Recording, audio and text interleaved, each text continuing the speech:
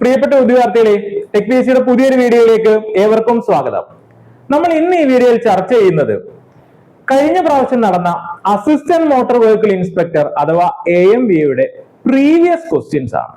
അപ്പൊ നമ്മൾ ഏതൊരു എക്സാമിന് തയ്യാറെടുക്കുമ്പോഴും ഏറ്റവും ആദ്യം നമ്മൾ റെഫർ ചെയ്യേണ്ടത് തൊട്ട് മുമ്പ് നടന്ന വർഷത്തെ പ്രീവിയസ് ക്വസ്റ്റ്യൻ ആണ്. അപ്പൊ നമ്മള് അതിൽ നിന്ന് നമുക്ക് പല കാര്യങ്ങളും മനസ്സിലാവും. ക്വസ്റ്റ്യന്റെ പാറ്റേൺ എങ്ങനെയായിരിക്കും, ക്വസ്റ്റ്യൻ പേപ്പർ സെറ്റർ എന്തൊക്കെ ചോദ്യങ്ങൾ ചോദിക്കുക, ക്വസ്റ്റ്യൻ പേപ്പർ സെറ്ററിന്റെ മൈൻഡ് സെറ്റ്, ഇതെല്ലാം നമുക്ക് മനസ്സിലാവും. അപ്പോൾ സിലബസും പ്രീവിയസ് ക്വസ്റ്റ്യനും ആണ് നമ്മുടെ റെഫറൻസ്. അപ്പോൾ ഏറ്റവും ആദ്യം നമ്മൾ ഇതിന്റെ പ്രീവിയസ് ക്വസ്റ്റ്യനിലേക്ക് പോവാണ്. അപ്പൊ നമ്മൾ ഇത് എടുത്തിരിക്കുന്നത് കഴിഞ്ഞ പ്രാവശ്യത്തെ AMVയുടെ ക്വസ്റ്റ്യൻ ആണ്. അതാണ് ഏറ്റവും ലേറ്റസ്റ്റ് ആയിട്ട് നടന്ന പരീക്ഷ.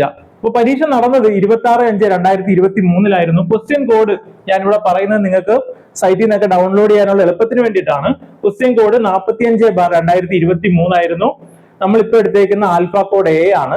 ഓക്കെ, അപ്പൊ PSCയുടെ നമ്മൾ ഡൗൺലോഡ് ചെയ്യുമ്പോൾ നമുക്ക് ആൽഫ കോഡ് A ആയിരിക്കും കിട്ടുന്നത്. ഓക്കെ, അപ്പൊ നമുക്ക് നേരെ ക്വസ്റ്റ്യനിലോട്ട് പോകാം. അപ്പൊ നമ്മളിപ്പോ ആദ്യം ഡിസ്കസ് ചെയ്യുന്നത് മെക്കാനിക്കൽ പാർട്ടാണ്. മെക്കാനിക്കലിലെ 40 ക്വസ്റ്റ്യൻസും ഓട്ടോമൊബൈലിലെ 40 ക്വസ്റ്റ്യൻസും പിന്നെ സ്പെഷ്യൽ ടോപ്പിക് 20 ക്വസ്റ്റ്യൻ, അങ്ങനെയായിരുന്നു നമ്മുടെ ക്വസ്റ്റ്യന്റെ പാറ്റേൺ. അത് നിങ്ങൾ മനസ്സിലാക്കുക. അപ്പൊ മെക്കാനിക്കലിലെ ആദ്യത്തെ പാർട്ടാണ് നമ്മൾ നോക്കുന്നത്. അപ്പൊ ഒന്നാമത്തെ ക്വസ്റ്റ്യൻ എന്തൊക്കെയാണ്? The viscosity of liquids decreases with increase in temperature due to. അപ്പൊ ഈ ടോപ്പിക്ക് കാണുമ്പോൾ തന്നെ നമുക്കറിയാം variation of viscosity with temperature എന്ന് പറഞ്ഞ ടോപ്പിക്കിൽ നിന്നാണ്. അപ്പൊ അതിൽ നിന്ന് നമ്മൾ വിസ്കോസിറ്റി പഠിച്ചു കഴിഞ്ഞിട്ട് ടെമ്പറേച്ചറുമായിട്ടുള്ള ബന്ധം നമ്മൾ പഠിക്കുന്നുണ്ട്. എന്താണ്? ടെമ്പറേച്ചർ കൂടുമ്പോൾ ലിക്വിഡിന്റെ കേസിൽ വിസ്കോസിറ്റി കുറയും, ടെമ്പറേച്ചർ കൂടുമ്പോൾ ഗ്യാസിന്റെ കേസിൽ എന്ത് ചെയ്യും? വിസ്കോസിറ്റി കൂടും. അത് നമുക്ക് അറിയാവുന്ന കാര്യമാണ്. ഇനി ലിക്വിഡിന്റെ കേസിൽ കൂടുതലും വിസ്കോസിറ്റിക്ക് പ്രാധാന്യമുള്ളത് കൊഹഷൻ ആണ്, ഇന്റർമോളിക്കുലാർ കൊഹഷൻ. അതുകൊണ്ടാണ് ലിക്വിഡിന്റെ കേസിൽ എന്തുകൊണ്ടാവുന്നത്? വിസ്കോസിറ്റി. ഇപ്പൊ വിസ്കോസിറ്റി കൂടുതലായിട്ടുള്ള ഒരു ലിക്വിഡ് ആണെങ്കിൽ അതിന് വിസ്കോസിറ്റി കൂടുതലായിട്ടുള്ള കാര്യം എന്താ? അതിന്റെ ഇന്റർമോളിക്കുലാർ കൊഹഷൻ. അത് കൂടാതെ എന്തുകൊണ്ട്? മോളിക്കുലാർ മൊമെന്റ് എക്സ്ചേഞ്ച് ഒക്കെ ഉണ്ട്. എന്നാലും ലിക്വിഡിന്റെ കേസിൽ ഏതിനാണ് കൂടുതൽ റോള്? അതിന്റെ ഇന്റർമോളിക്കുലാർ കൊഹഷൻ. ഓക്കെ, അപ്പൊ ഗ്യാസിന്റെ കേസിലാണെങ്കിലോ ഇന്റർമോളിക്കുലാർ, നമുക്കറിയാം ഗ്യാസ് മോളിക്യൂൾസ് തമ്മിൽ അടുപ്പിച്ചല്ല, കുറച്ച് അകലെ ആയിരിക്കും അല്ലെ. അപ്പൊ ഗ്യാസിന്റെ കേസിൽ ഈ കൊഹഷൻ കുറവുമായിരിക്കും, അതിനകത്ത് മോളിക്കുലാർ മൊമെന്റ് എക്സ്ചേഞ്ച് ആയിരിക്കും കൂടുതൽ വരുന്നത്. അപ്പൊ അങ്ങനെയാണ് എങ്കിൽ നമുക്കറിയാം, ഞാൻ പറഞ്ഞു വിസ്കോസിറ്റിയുടെ കാര്യം പറഞ്ഞപ്പം ലിക്വിഡിന്റെ കേസിൽ ചൂടായി കഴിഞ്ഞാൽ അല്ലെ ഹീറ്റ് കൂടി കഴിഞ്ഞാൽ എന്ത് ചെയ്യും? വിസ്കോസിറ്റി കുറയും.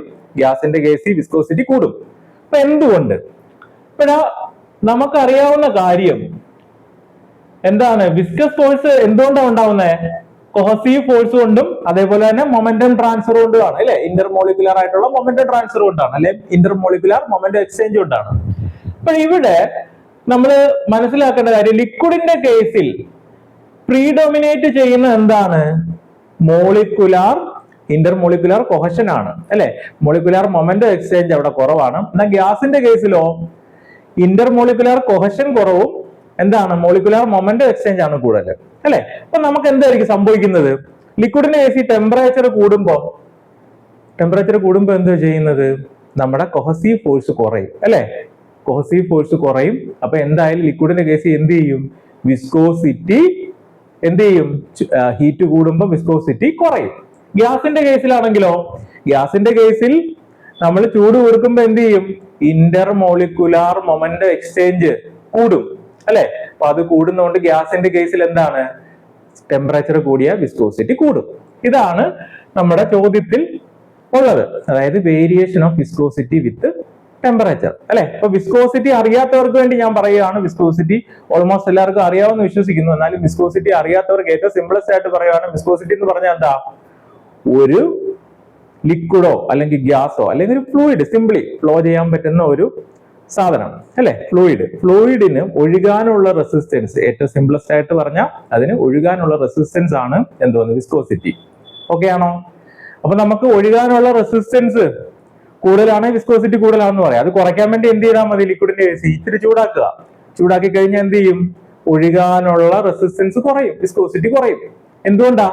ചൂടാക്കുമ്പോൾ അതിന്റെ മോളിക്കുലാർ കൊഹഷൻ എന്ത് ചെയ്യും? കുറയും. കാര്യം മനസ്സിലായല്ലോ? ഓക്കെ, ഇത്രയേ ഉള്ളൂ കാര്യം. അപ്പൊ ക്ലിയർ ആയല്ലോ? ഈ രണ്ടാമത്തെ ക്വസ്റ്റ്യൻ, നോക്കിയേ, in Newtonian fluid the shear stress is, option തന്നിട്ടുണ്ട്, directly proportional to viscosity, inversely proportional to viscosity, directly proportional to deformation rate, directly proportional to shear strain. അപ്പൊ നമുക്ക് അറിയേണ്ട കാര്യം എന്താണ് ന്യൂട്ടോണിയൻ ഫ്ലൂയിഡ്. എന്താണ് Newtonian fluid? Newton's law of viscosity obey ചെയ്യുന്ന ഫ്ലൂയിഡിനെയാണ് എന്തെന്ന് പറയുന്നത്? Newtonian fluid. ഇപ്പൊ ന്യൂട്ടോണിയൻ ഫ്ലൂയിഡിൽ നമുക്ക് ന്യൂട്ടൺസ് ലോ ഓഫ് വിസ്കോസിറ്റി എന്തായിരുന്നു? ന്യൂട്ടൺസ് ലോ ഓഫ് വിസ്കോസിറ്റിയിൽ നമ്മൾ പറയുന്നത് എന്താണ്?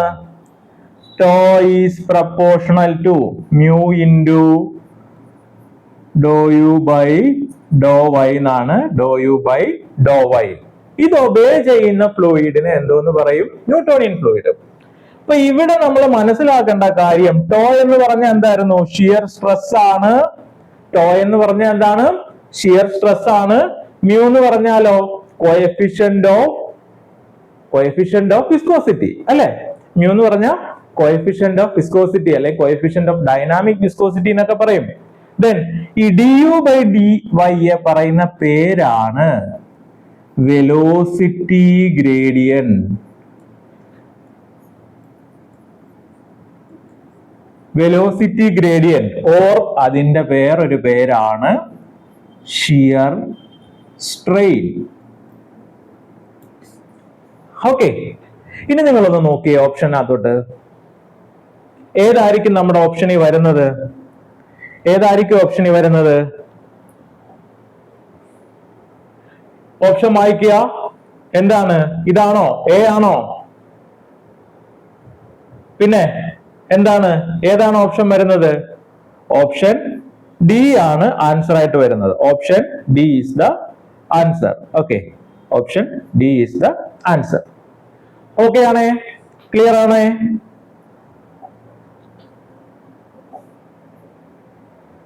ഇതാണ് അതിന്റെ എക്സ്പ്ലനേഷൻ ഞാൻ ഇവിടെ തന്നെ പറഞ്ഞു കഴിഞ്ഞു ഓൾറെഡി. ഓക്കെ, ഇനി എക്സ്പ്ലെയിൻ ചെയ്യേണ്ട കാര്യമില്ലല്ലോ, സിമ്പിൾ അല്ലേ? ഓക്കെ, ദെൻ അടുത്തത് the correct statement is. Flash പോയിന്റും ഫയർ പോയിന്റും ആയിട്ട് ബന്ധപ്പെട്ട കാര്യമാണ്, അതായത് ഫ്ലൂയിഡ് പ്രോപ്പർട്ടി ആയിട്ട് ബന്ധപ്പെട്ട ചോദ്യമാണ്. അപ്പൊ അതിനു മുമ്പേ നമ്മൾ ഫ്ലാഷ് പോയിന്റ് എന്താണ്, ഫയർ പോയിന്റ് എന്താണെന്ന് മനസ്സിലാക്കിയിരിക്കണം. അപ്പൊ ഇവിടെ എന്താണ് ചോദ്യം? Fire point is higher than flash point. ശരിയാണോ? ആലോചിച്ച് നോക്കുക. Then fire point is lower than flash point. Then there is no relation between fire point and flash point. Then sometimes fire point is higher and sometimes is flash point. Okay, അപ്പോൾ 4 statement വായിച്ചു നോക്കുക. അപ്പൊ നമ്മൾ ഫ്ലൂയിഡുമായിട്ട് ബന്ധപ്പെട്ട പ്രധാനമായിട്ടും നമ്മൾ ചെറിയ ക്ലാസ്സിൽ തന്നെ പഠിക്കുന്നതാണ്, പ്രധാനമായിട്ടും അറിഞ്ഞിരിക്കേണ്ട കാര്യമാണ് ഫ്ലാഷ് പോയിന്റും ഫയർ പോയിന്റും. അപ്പൊ ഞാൻ എന്റെ കയ്യിൽ ഒരു ഫ്ലൂയിഡ് ഉണ്ടെന്ന് വിചാരിക്കുക. അപ്പൊ അതിന്റെ ഡെഫിനിഷൻ നോക്കിയിട്ട് നമുക്ക് പറഞ്ഞാലും മതി. എന്താണ് flash point? The flash point is the lowest temperature at which a liquid can form enough vapor to ignite when exposed to an open flame or spark. Definition കേട്ട് പേടിക്കണ്ട, മനസ്സിലാവും. ഫയർ പോയിന്റ് എന്താണ്? the fire point is the temperature at which a liquid not only ignite but continues to burn for a specified period, usually in 5 seconds or more. അപ്പൊ എന്താണ് flash point, എന്താണ് fire point? നിങ്ങളൊന്ന് ആലോചിച്ച് നോക്കുക. നമ്മുടെ എൻ്റെ കയ്യിൽ ഒരു ഇൻഫ്ലേമബിൾ ആയിട്ടുള്ള ലിക്വിഡ് ഉണ്ടെന്ന് വിചാരിച്ചു. ആ ലിക്വിഡിന്റെ മേളിൽ ഞാൻ ഒരു ഹീറ്റ് സോഴ്സിനെ കൊണ്ടുവയ്ക്കുക, അല്ലെങ്കിൽ എന്തെങ്കിലും ഒരു ഫയർ കൊണ്ടുവയ്ക്കാൻ പോവാം. അപ്പൊ ഇങ്ങനെ കൊണ്ടുവയ്ക്കാൻ നേരത്തെ ആദ്യം എന്ത് ചെയ്യുക? അതിന്റെ ടെമ്പറേച്ചർ കൂടി വരും അല്ലെ? അപ്പൊ ടെമ്പറേച്ചർ കൂടി വന്നിട്ട് ഏത് പോയിന്റ് വരുമ്പോഴാണോ അത് ഇഗ്നൈറ്റ് ചെയ്യാൻ സ്റ്റാർട്ട് ആവുന്നത്, ആ പോയിന്റ് വന്നു കഴിഞ്ഞിട്ട് ഞാൻ ഈ ഫയർ മാറ്റി കഴിഞ്ഞാൽ അത് കണ്ടിന്യൂസ് ആയിട്ട് ബേൺ ചെയ്യത്തില്ല. അപ്പൊ ഏത് പോയിന്റിലാണോ ഇഗ്നീഷൻ സ്റ്റാർട്ട് ആവുന്നത് ആ പോയിന്റിനെ പറയുന്ന പേരാണ് ഫ്ലാഷ് പോയിന്റ്. അതായത് നമ്മൾ ജസ്റ്റ് ഒരു ഫ്ലെയിമബിൾ ആയിട്ടുള്ള ലിക്വിഡിന്റെ മേളിൽ ഒരു ഫയർ കൊണ്ട് വെച്ച് കഴിഞ്ഞാൽ ആദ്യം ടെമ്പറേച്ചർ കൂടി, ഫയർ ഉണ്ടെന്ന് അങ്ങനെ വെക്കുമ്പോൾ അടുത്ത് വെക്കുമ്പോൾ ടെമ്പറേച്ചർ കൂടി ഏതോ ഒരു ടെമ്പറേച്ചർ വരുമ്പോൾ അത് ഇഗ്നൈറ്റ് ആകാൻ തുടങ്ങും, അല്ലെ ജസ്റ്റ് ഫ്ലാഷ് ആകാൻ തുടങ്ങും. ആ പോയിന്റിനെയാണ് എന്തെന്ന് പറയുന്നത്? Flash point. അവിടുന്ന് ഞാൻ ഈ ഫയർ സോഴ്സ് മാറ്റി കഴിഞ്ഞാൽ അത് കത്തത്തില്ല, ജസ്റ്റ് ഒന്ന് ഇഗ്നൈറ്റ് ആയി വരത്തേ ഉള്ളൂ. അതാണ് ജസ്റ്റ് ഒന്ന് ഫ്ലാഷ് ചെയ്യും അല്ലെ? അതുകൊണ്ടാണ് അതിനെ ഫ്ലാഷ് പോയിന്റ് എന്ന് പറയുന്നത്. എന്നാൽ ഫയർ പോയിന്റ് എന്ന് പറഞ്ഞാലോ ഇങ്ങനെ കൊണ്ടുവയ്ക്കുകയാണ്. ഏത് ടെമ്പറേച്ചർ വരുമ്പോഴാണോ എന്ത് ചെയ്യുന്നത്?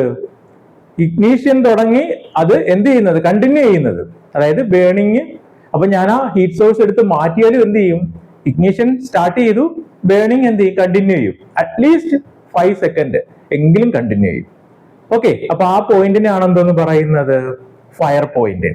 അപ്പൊ ഇവിടുന്ന് തന്നെ നമുക്കൊരു കാര്യം മനസ്സിലായി. എന്താണ്, ഫ്ലാഷ് പോയിന്റിനെക്കാളും കൂടുതൽ ടെമ്പറേച്ചർ ആയിരിക്കും എന്തോന്ന്, ഫയർ പോയിന്റ്. ഫ്ലാഷ് പോയിന്റ് എന്ന് പറഞ്ഞാൽ എന്താ, ജസ്റ്റ് ഏത് ടെമ്പറേച്ചർ വരുമ്പോഴാണോ ഇഗ്നീഷൻ സ്റ്റാർട്ട് ചെയ്യുന്നത്, അവിടുന്ന് നമ്മുടെ ഈ സോഴ്സ് എടുത്ത് മാറ്റി കഴിഞ്ഞാൽ അത് കണ്ടിന്യൂസ് ആയിട്ട് ബേൺ ചെയ്യത്തില്ല. പക്ഷെ ഫയർ പോയിന്റ് എന്ന് പറഞ്ഞാലോ, ഞാൻ ഈ സോഴ്സിനെ എടുത്ത് വെച്ചു, ഏതോ ഒരു പോയിന്റ് വന്നപ്പോൾ ഇഗ്നീഷൻ തുടങ്ങി, ബേൺ ചെയ്ത് തുടങ്ങി, ഞാൻ എന്ത് ചെയ്തു, ഈ സോഴ്സിനെ എടുത്ത് മാറ്റിയാലും അത് എന്ത് ചെയ്യും, കണ്ടിന്യൂസ് ആയിട്ട് ബേൺ ചെയ്യും. ഓക്കെ, അപ്പോ ഫ്ലാഷ് പോയിന്റിനെക്കാളും കൂടുതൽ ടെമ്പറേച്ചർ ആയിരിക്കുമല്ലോ ഫയർ പോയിന്റ്. ക്ലിയർ ആയോ? അപ്പൊ എല്ലാം എന്താണ്, ദ മിനിമം ടെമ്പറേച്ചർ ആണ്. ആ ടെമ്പറേച്ചർ വരുമ്പോഴാണ് ഇത് തുടങ്ങുന്നത്. അത് നിങ്ങൾ കൃത്യമായിട്ട് മനസ്സിലാക്കുക. ഇനി നിങ്ങളുടെ ഓപ്ഷൻസ് നോക്കി. Fire point is higher than flash point, correct അല്ലേ? ഓക്കെ, ബാക്കിയൊക്കെ നോക്കി. രണ്ടാമത്തെ ഓപ്ഷൻ ബി തെറ്റാണ്, സി തെറ്റാണ്. അപ്പൊ ഓപ്ഷൻ ഏതാണ് കറക്റ്റ് ആയിട്ടുള്ള ആൻസർ? ഏതാണ് കറക്റ്റ് ആയിട്ടുള്ള ആൻസർ? എ ആണ്. ക്ലിയർ അല്ലേ? എന്തെങ്കിലും ഡൗട്ട് ഉണ്ടോ? കറക്റ്റ് ആയിട്ടുള്ള ആൻസർ എ ആണ്. Then അടുത്ത ക്വസ്റ്റ്യനിലേക്ക് പോവാം. 4. In a centrifugal pump, the liquid enters the pump. Centrifugal പമ്പിൽ ലിക്വിഡ് എവിടെയാണ് എൻ്റർ ചെയ്യുന്നത്? നമുക്കറിയാം സെൻട്രിഫ്യൂഗൽ പമ്പ് നമ്മുടെ വീട്ടിലൊക്കെ നമ്മൾ യൂസ് ചെയ്യുന്ന സെൻട്രിഫ്യൂഗൽ ടൈപ്പ് പമ്പാണ് അല്ലെ. അപ്പൊ സെൻട്രിഫ്യൂഗൽ പമ്പിനകത്ത് ലിക്വിഡ് എവിടെയാണ് എൻ്റർ ചെയ്യുന്നത്? നമ്മൾ മോട്ടോർ ഓൺ ആക്കുന്നു. അപ്പൊ മോട്ടോർ വർക്ക് ചെയ്ത് കഴിയുമ്പോൾ ആദ്യം കയറുന്നത് സെൻട്രിഫ്യൂഗൽ പമ്പിന്റെ ഐ എന്ന് പറയുന്ന ഭാഗത്താണ് അല്ലെ, സെന്റർ എന്ന് പറയുന്ന ഭാഗം അല്ലെ. സെന്റർ എന്ന് പറയുന്ന ഭാഗത്ത് ഐ എന്ന് പറഞ്ഞൊരു പാട്ടുണ്ട് അല്ലെ. ഐയിലേക്കാണ് എന്ത് ചെയ്യുന്നത്, പൈപ്പ് വഴി നേരെ സെൻട്രിഫ്യൂഗൽ പമ്പിലേക്ക് കയറുന്നത്. പക്ഷെ എന്തുകൊണ്ടോ ഇതിനകത്ത് ഓപ്ഷൻ എല്ലാം ഉണ്ട്, ഈ ക്വസ്റ്റ്യൻ ക്യാൻസൽ ചെയ്തായിരുന്നു. ഓക്കെ, അപ്പൊ നമ്മൾ സാധാരണ പരീക്ഷയ്ക്ക് നേരെ ഡയറക്ട്ലി സെൻട്രിഫ്യൂഗൽ പമ്പിനകത്ത് എവിടെ എൻ്റർ ചെയ്യുന്നതെന്ന് ചോദിച്ചാൽ ഐ എന്നൊരു ഓപ്ഷൻ ഉണ്ട്, ഐ കൊടുക്കുക, അല്ലെ സെന്റർ ഉണ്ടെങ്കിൽ സെന്റർ കൊടുക്കുക. പക്ഷെ ഈ ക്വസ്റ്റ്യൻ ക്യാൻസൽ ചെയ്തിട്ടുണ്ട് കേട്ടോ. ഇതപ്പോ നമ്മുടെ സെൻട്രിഫ്യൂഗൽ പമ്പിന്റെ പടം ഞാൻ കാണിച്ചിട്ടുണ്ട്. ഓക്കെ, അതിനകത്ത് നമ്മൾ നേരെ ഇങ്ങനെ ഒരു പൈപ്പ് ഇങ്ങനെ താഴോട്ട് പോയിട്ടുണ്ടെന്ന് വിചാരിച്ചു. 2D ആയതുകൊണ്ട് ആണ് അത് കാണിക്കാൻ പറ്റത്. ഇങ്ങനെ ഒരു പൈപ്പ് താഴോട്ട്, അതിൽ നിന്ന് ഇങ്ങനെ വെള്ളം പമ്പ് ചെയ്ത് നേരെ എങ്ങോട്ടാണ് കയറുന്നത്, സെൻട്രലാണ് അല്ലെ. എവിടെയാണ്? ഐയിലോട്ടാണ്. എന്നിട്ടാണ് അതിങ്ങനെ കറങ്ങി അതിന് കൈനറ്റിക് എനർജി ഒക്കെ കിട്ടി അത് ഡിസ്ചാർജ് ആകുന്നത്. ഓക്കെ ആണേ. അപ്പൊ ഇവിടെ നമ്മുടെ ഓപ്ഷൻ ഏതുണ്ടായിരുന്നു? ഓപ്ഷൻ എ ഉണ്ടായിരുന്നു. പക്ഷെ എന്തുകൊണ്ട് ഈ ക്വസ്റ്റ്യൻ ക്യാൻസൽ ചെയ്തു? ഓക്കെ, then അടുത്ത ക്വസ്റ്റ്യൻ നോക്കിയേ. The type of flow in which the velocity at any given time does not change with respect to space. സ്പേസിനെ വെച്ചിട്ടാണ് അത് പറഞ്ഞിരിക്കുന്നത് അല്ലെ. വെലോസിറ്റി സ്പേസുമായിട്ട് ഇൻഡിപെൻഡന്റ് ആകുന്നത് അല്ലെ, അങ്ങനെയല്ലേ? The type of flow in which the velocity of any given time does not change with respect to space അല്ലെ. എന്താണ് വെലോസിറ്റി, എന്താണ് വിത്ത് റെസ്പെക്ട് ടു സ്പേസിൽ ചേഞ്ച് ആകാത്തത് എന്നാണ് ചോദിച്ചിരിക്കുന്നത്. എന്നിട്ട് നമ്മുടെ ഓപ്ഷനിൽ തന്നിട്ടുണ്ട് uniform flow, compressible flow, steady flow, rotational flow. അപ്പൊ നമുക്ക് ആദ്യം ഈ ടൈപ്പ് ഓഫ് ഫ്ലോയിനകത്ത് എന്തൊക്കെയാണെന്ന് നോക്കാം. എന്താണ് യൂണിഫോം ഫ്ലോ? യൂണിഫോം ഫ്ലോ എന്ന് പറഞ്ഞാൽ the type of flow in which velocity at any given time does not change with respect to space. Space അതായത് ഞാൻ ഇവിടെ നോക്കുവാണെങ്കിൽ എൻ്റെ ഒരു പൈപ്പ് ഉണ്ടെന്ന് വിചാരിച്ചോ. ഞാൻ ഈ സ്ഥലത്തെടുത്തു, ഒരു പർട്ടിക്കുലർ ടൈം ഈ സ്ഥലത്തെ വെലോസിറ്റിയോ എടുത്തു നോക്കി. അത് കഴിഞ്ഞ് ഞാൻ അടുത്ത ടൈമിൽ അടുത്ത ഒരു സ്ഥലത്തെ വെലോസിറ്റി എടുത്ത് നോക്കി അല്ലെ. അപ്പൊ ഇവിടെ സ്പേസ് മാറിക്കൊണ്ടിരിക്കുക. അപ്പൊ അതനുസരിച്ച് വെലോസിറ്റി മാറുന്നില്ല എങ്കിൽ, ഒരു പർട്ടിക്കുലർ ടൈമിൽ ഈ സ്പേസ് അനുസരിച്ചിട്ട് വെലോസിറ്റിക്ക് ചേഞ്ച് വരുന്നില്ല എങ്കിൽ അതിനെ എന്തോന്ന് പറയാം? ആ ഫ്ലോയെ എന്തോന്ന് പറയാം? Uniform flow. അത് ചേഞ്ച് ആവുന്നുണ്ടെങ്കിലോ അതിനെ നോൺ യൂണിഫോം ഫ്ലോ എന്ന് പറയാം. ഓക്കെ ആണ്. അപ്പൊ അവിടുന്ന് തന്നെ നമ്മുടെ ആൻസേഴ്സ് കിട്ടി. ദെൻ അടുത്ത ടൈപ്പ് ഫ്ലോസ് നമുക്ക് നോക്കാം. Compressible and incompressible flow. എന്താണ് കംപ്രസിബിൾ ഫ്ലോ എന്ന് പറഞ്ഞാൽ? നമുക്ക് ഫ്ലൂയിഡിന്റെ എന്തോന്ന് ഡെൻസിറ്റി എന്ന് പറഞ്ഞ പാരാമീറ്റർ. ഡെൻസിറ്റി എന്ന പാരാമീറ്റർ എന്ത് ചെയ്യുന്നു? ഡെൻസിറ്റി എന്ന് പറയുന്ന പാരാമീറ്റർ പോയിന്റ് ടു പോയിന്റ് മാറിക്കൊണ്ടിരിക്കുകയാണെങ്കിൽ അതിനെ എന്തോന്ന് പറയാം? കംപ്രസിബിൾ ഫ്ലോ എന്ന് പറയാം. ഇനി ഡെൻസിറ്റി കോൺസ്റ്റന്റ് ആയിട്ട് തന്നെ ഓരോ പോയിന്റിലും ചേഞ്ച് ആകുന്നില്ല. ഒരു പൈപ്പ് ഫ്ലോ എടുക്കുകയാണെങ്കിൽ ഇതൊരു പൈപ്പ് ആണെങ്കിൽ ഈ പോയിന്റിലെയും ഡെൻസിറ്റി മാറുന്നില്ല എങ്കിൽ അതിനെ എന്തോന്ന് പറയാം?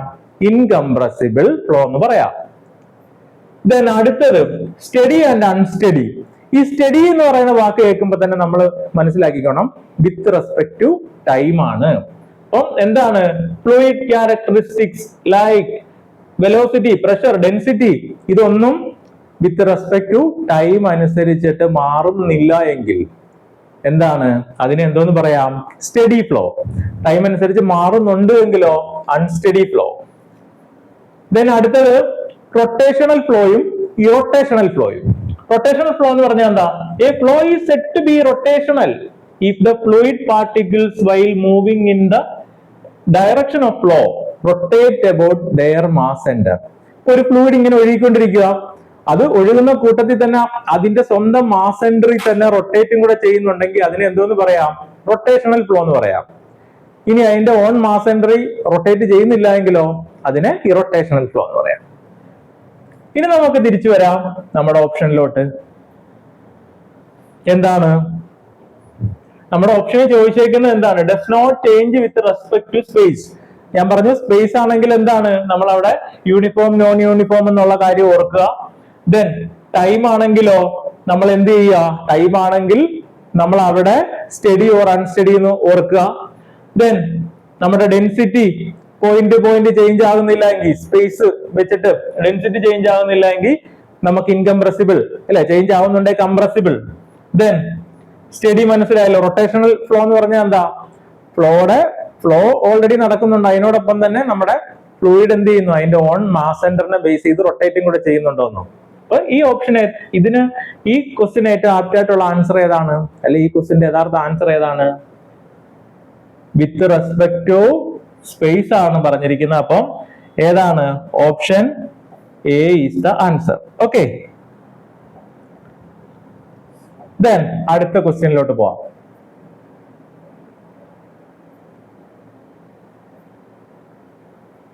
അടുത്തത് a venturi meter is preferred to an orifice plate because. എന്തുകൊണ്ടാണ് വെഞ്ചുറി മീറ്റർ ഒറിഫീസിനെക്കാളും കൂടുതലായിട്ട് പ്രിഫർ ചെയ്യുന്നത്? എന്തായിരിക്കും കാര്യം? അപ്പൊ നമ്മൾ ആദ്യം മനസ്സിലാക്കേണ്ട കാര്യം വെഞ്ചുറി മീറ്റർ ഒറിഫീസ് മീറ്റർ എന്താണ് എന്നുള്ളത് മനസ്സിലാക്കുക. അപ്പൊ ഞാനത് നിങ്ങൾക്ക് മനസ്സിലാകാൻ വേണ്ടിയിട്ട് രണ്ട് പടം തന്നിരിക്കുകയാണ്. ഇത് വെഞ്ചുറി മീറ്റർ ആണ്, ഇത് ഒറിഫൈസ് മീറ്റർ ആണ്. ഇത് രണ്ടിന്റെ ഉപയോഗം എന്താണ്? രണ്ടും ഒരു ഫ്ലോ മെഷറിംഗ് ഇൻസ്ട്രുമെന്റ് ആണ്. അപ്പൊ വെഞ്ചുറി മീറ്ററും ഒറിഫീസ് മീറ്ററും ഫ്ലോ മെഷറിംഗ് ഇൻസ്ട്രുമെന്റ് ആണ്. അപ്പൊ വെഞ്ചുറി മീറ്റർ കണ്ടോ, ഇതിൽ തന്നെ നമുക്കറിയാം ഇവിടെ ഒരു കൺവെർജന്റ് കോൺ ഉണ്ട്, ഒരു ത്രോട്ട് ഉണ്ട്, ഒരു ഡൈവേർജിങ് കോൺ ഉണ്ട് അല്ലെ. ഒറിഫീസ് പ്ലേറ്റ് എന്ന് പറഞ്ഞാൽ ഒന്നുമില്ല, ഒരു പൈപ്പിനകത്ത് വെറുതെ ഒരു പ്ലേറ്റിൽ ഒരു ഹോൾ ഇട്ടാൽ അതെന്താണ്? അതായത് ഒരു പ്ലേറ്റിൽ ഒരു ഹോൾ ഇട്ടിട്ട് പൈപ്പിന്റെ ഇടയ്ക്കോട്ട് വെച്ച് കഴിഞ്ഞാൽ അതെന്തായി? ഒറിഫൈസ് മീറ്റർ ആയി. അപ്പൊ നമ്മള് കൺസ്ട്രക്ഷനും കോസ്റ്റും ഒക്കെ നോക്കിക്കഴിഞ്ഞാൽ ഒറിഫീസ് മീറ്റർ ഉണ്ടാക്കാൻ എളുപ്പമാണ്. പക്ഷെ വെഞ്ചുറി മീറ്റർ നമ്മൾ നോക്കിക്കഴിഞ്ഞാൽ അത് വലിയ പൈപ്പിലായിരിക്കും യൂസ് ചെയ്യുന്നത് അല്ലെ.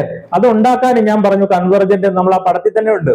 കൺവെർജന്റ് കോണും ഡൈവർജന്റ് കോണും ത്രോട്ടും എല്ലാം ഉണ്ട്. അത്യാവശ്യം വലിയ പൈപ്പിലേ ചെയ്യാൻ പറ്റത്തുള്ളൂ, കോസ്റ്റ് കൂടുതലായിരിക്കും. പക്ഷെ അതെന്തിനായിരിക്കും അങ്ങനെ ചെയ്യുന്നത്? നമുക്ക് അവിടെ പ്രഷർ ലോസും എനർജി ലോസും ഒക്കെ കുറവാണ്, പക്ഷെ അതിന്റെ കോസ്റ്റ് എന്താണ്? കൂടുതലാണ്. അതെല്ലാം നമുക്ക് ഇതിൽ നിന്ന് തന്നെ മനസ്സിലായി. അപ്പൊ ഞാൻ ഇതിന്റെ ഒരു കമ്പാരിസൺ നോക്കിക്കഴിഞ്ഞാലാ വെഞ്ചുറി മീറ്റർ എനർജി ലോസ് കുറവായതുകൊണ്ട് തന്നെ വെഞ്ചുറി മീറ്ററിൽ എന്തായിരിക്കും? കോഎഫിഷ്യന്റ് ഓഫ് ഡിസ്ചാർജ് കൂടുതലായിരിക്കും. എന്താണ് കോഎഫിഷ്യന്റ് ഓഫ് ഡിസ്ചാർജ് എന്ന് പറഞ്ഞാൽ? Actual discharge by theoretical discharge. അപ്പൊ നമ്മൾ തിയറട്ടിക്കലി കാൽക്കുലേറ്റ് ചെയ്യുന്ന അതേ ഡിസ്ചാർജിനടുത്ത് തന്നെ ആക്ച്വൽ ഡിസ്ചാർജ് കിട്ടുന്നുണ്ട് എങ്കിലാ എന്തായിരിക്കും? അവിടെ കോഎഫിഷ്യന്റ് ഓഫ് ഡിസ്ചാർജ് കൂടുതലാണ് അല്ലെ. അപ്പൊ നമ്മൾ വെഞ്ചുറി മീറ്റർ ഒറിഫീസ് മീറ്ററും ആയിട്ട് എടുത്ത് നോക്കിക്കഴിഞ്ഞാൽ ഏതിനായിരിക്കും കോഎഫിഷ്യന്റ് ഓഫ് ഡിസ്ചാർജ് കൂടുതൽ? വെഞ്ചുറി മീറ്ററിനായിരിക്കും. നമ്മുടെ വെഞ്ചുറി മീറ്ററിന്റെ കാര്യം പറയുമ്പോൾ നിങ്ങൾ ശ്രദ്ധിക്കേണ്ട കാര്യമായിട്ട് കോഎഫിഷ്യന്റ് ഓഫ് ഡിസ്ചാർജിന്റെ റേഞ്ച് നിങ്ങളൊന്ന് നോക്കുക. 0.95 to 0.99 ആയിരിക്കും. എന്നാൽ ഒറിഫൈസിന്റെ നോക്കിയാലോ, ഒറിഫൈസ് മീറ്ററിന്റെ നോക്കിയാലോ 0.62 to 0.65 ഒക്കെ കാണുള്ളൂ. അപ്പൊ എന്തായാലും അവിടുന്ന് നമുക്ക് മനസ്സിലായി അതിന്റെ കോഎഫിഷ്യന്റ് ഓഫ് ഡിസ്ചാർജ് എന്തായിരിക്കും, വെഞ്ചുറി മീറ്ററിന് കൂടുതലും ഓറിഫീസ് മീറ്ററിന് കുറവുമാണ്. ദെൻ ലോസസ് വെഞ്ചുറി മീറ്ററിന് കുറവും ഓറിഫീസ് മീറ്ററിന് കൂടുതലുമാണ് അല്ലെ. പിന്നെ എക്സ്പെൻസീവ് ഏതാണ്, വെഞ്ചുറി മീറ്റർ ആണ്. ഓറിഫീസ് മീറ്റർ കോസ്റ്റ് കുറവാണ് അല്ലെ. പിന്നെ സ്പേസ് കൂടുതൽ ഏതിനാ വേണ്ട, വെഞ്ചുറി മീറ്ററിനാ, കാര്യം കൺവെർജിങ് ഡൈവർജന്റ് കോണൊക്കെ ഉണ്ട് അല്ലെ. Then used in large pipe ഏതാണ്, വെഞ്ചുറി മീറ്റർ, മറ്റേത് സ്മാൾ പൈപ്പിലും യൂസ് ചെയ്യാം. ഇനി നിങ്ങളുടെ ഓപ്ഷനകത്തോട്ട് വന്നാൽ ഏതാണ് ഏറ്റവും അപ്രോപ്രിയേറ്റ് ആയിട്ടുള്ള ആൻസർ? ചീപ്പർ ആണ്, പക്ഷെ നമ്മൾ എന്തായിരിക്കും, ചീപ്പർ ആണോ? അല്ല. കാര്യം എന്താ, നമ്മളിപ്പോ വെഞ്ചുറി മീറ്ററാ ചോദിച്ചേക്കുന്നത് അല്ലെ. അപ്പൊ ചീപ്പർ ആണോ? അല്ല. ഈസി ടു ഇൻസ്റ്റാൾ ആണോ? അല്ല. വെരി ഹൈ ലൈഫ്, രണ്ടിന്റെ ലൈഫിന്റെ ഒക്കെ നോക്കിക്കഴിഞ്ഞാൽ നമുക്ക് അങ്ങനെ കമ്പയർ ചെയ്യാൻ പറ്റത്തില്ല. അപ്പൊ എന്താണ് ഏറ്റവും ആപ്റ്റ് ആയിട്ടുള്ള answer? Energy loss is less എന്നുള്ളതാണ്. വെഞ്ചുറി മീറ്റർ എന്തുകൊണ്ടാണ് യൂസ് ചെയ്യുന്നത്, കോഎഫിഷ്യന്റ് ഓഫ് ഡിസ്ചാർജ് കൂടുതലാണ് അല്ലെ. അതെന്തുകൊണ്ടായിരിക്കും, energy loss is less. Okay, പക്ഷെ ഇത് എക്സ്പെൻസീവ് ആണ് അല്ലെ, അത് നിങ്ങൾ മനസ്സിലാക്കുക. ക്ലിയർ ആയോ? Then അടുത്ത question, hydraulic radius of A notch. എന്താണ് ഹൈഡ്രോളിക് റേഡിയസ്? ഫ്ലോ ചെയ്യുന്ന ഒരു കാര്യത്തിനൊക്കെ നമ്മൾ പൈപ്പിനും നോച്ചിനും ഒക്കെ പറയാറുണ്ട് ഹൈഡ്രോളിക് റേഡിയസ് എന്ന് പറയും. ഹൈഡ്രോളിക് റേഡിയസ് എന്ന് പറഞ്ഞാൽ മനസ്സിലാക്കേണ്ട കാര്യം area by wetted perimeter. Area by wetted പെരിമീറ്ററിനെയാണ് എന്തോന്ന് പറയുന്നത്, ഹൈഡ്രോളിക് റേഡിയസ് എന്ന് പറയുന്നത്. അപ്പൊ നമ്മൾ ഇവിടെ നോക്കി ഏത് ഓപ്ഷൻ ആണ് കറക്റ്റ് ആയിട്ട് വരുന്നത്, ഏത് ഓപ്ഷൻ ആണ് വരുന്നത്, എ ആണോ? അല്ല, ബി ആണ് അല്ലെ, area divided by the wetted perimeter. Okay, അപ്പൊ option B is the answer അല്ലെ. സി എന്ന് പറഞ്ഞാൽ എന്താ, അതിന്റെ റെസിപ്രോക്കൽ പറഞ്ഞേക്കുന്നത് അല്ലെ, ഡി യു അല്ല, option B is the answer. Then അടുത്തത് മിക്കവാറും ഇമ്പോർട്ടന്റ് ആയിട്ടുള്ള ഒരു ക്വസ്റ്റ്യൻ ആണ്. ഇതിന് ശേഷം വന്ന അടുത്ത പരീക്ഷയായിട്ടുള്ള വർക്ക്ഷോപ്പ് ഇൻസ്ട്രക്ടറിനൊക്കെ ചോദിച്ചിട്ടുള്ള ഈ ടൈപ്പ് മിക്കവാറും ഇതിന്റെ ഡയമെൻഷൻ ഫോർമുല ഒക്കെ ചോദിക്കുന്നതാണ്. അപ്പൊ ഇവിടെ ചോദിച്ചേക്കുന്നത് എന്താണ്, the unit of Chezy's constant C in the Chezy's formula. അപ്പൊ ആദ്യം നമ്മൾ മനസ്സിലാക്കേണ്ട ചെസീസ് ഫോർമുലയാണ്. ചെസീസ് ഫോർമുലയാണ് V is equal to C root M I, അല്ലെങ്കിൽ നമ്മൾ സാധാരണ പല ടെക്സ്റ്റ് ബുക്കിലും സി റൂട്ട് ആർ ഐ എന്ന് കൊടുക്കാറുണ്ട്. ഏതായാലും എന്താണ്, വി എന്ന് പറഞ്ഞാൽ വെലോസിറ്റി ആണ്. വി എന്ന് പറഞ്ഞാൽ എന്താണ്, വെലോസിറ്റി ആണ്.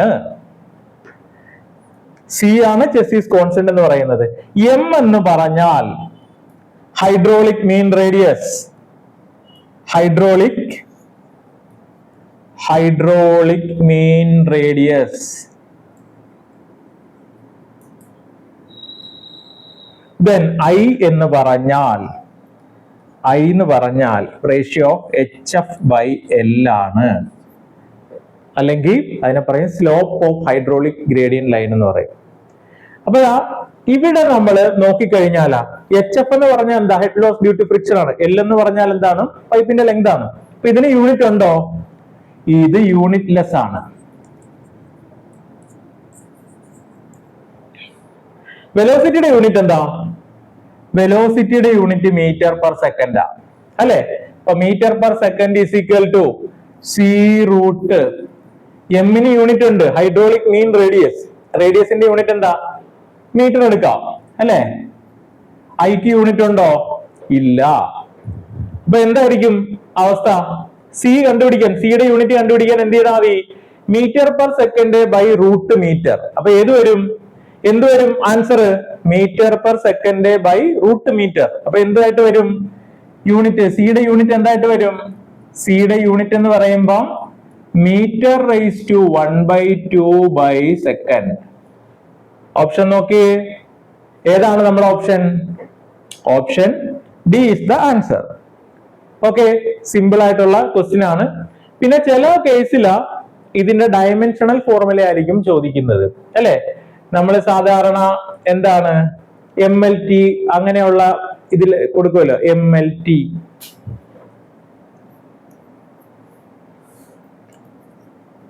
അങ്ങനെയാണെങ്കിൽ മീറ്റർ റൈസ് ടു 1/2 സെക്കൻഡ് ആണ് അല്ലെ. അപ്പൊ എന്ത് വരും?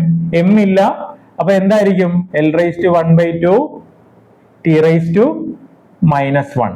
ഓർത്ത് വെക്കുക, ഇതിന്റെ ഡയമെൻഷണൽ ഫോർമുലയാണ് ഈ പറഞ്ഞത്. യൂണിറ്റ് ആണ് ചോദിച്ചെങ്കിൽ m⁻⁻²1/2 പെർ സെക്കൻഡ്. ഓക്കെ,